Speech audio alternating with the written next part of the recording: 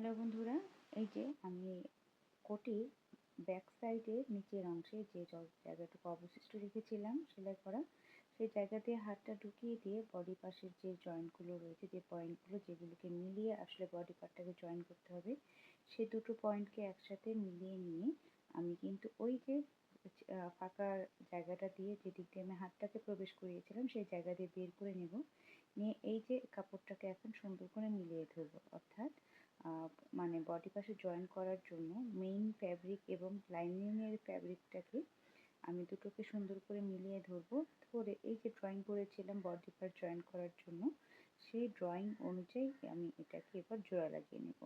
আর এবার এটাকে এভাবে জোড়া লাগানোর পরে কিন্তু আমাদের বডি পার্ট জয়েন করা হয়ে যাবে।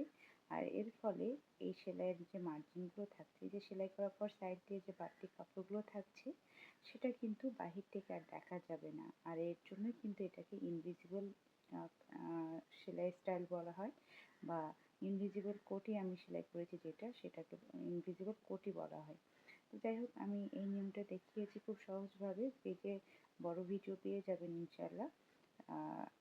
আর এবার এই যেটাকে আমি সেম ওই জায়গাটা দিয়ে কিন্তু সোজা পাশ মানে কাপড়টাকে বের করে সোজা করে নিলাম। এই যে দেখুন, কোনো সাইড থেকে কিন্তু সেলাই কোনো মার্জিন দেখা যাচ্ছে না। খুব সহজ একটি নিয়ম। ধন্যবাদ।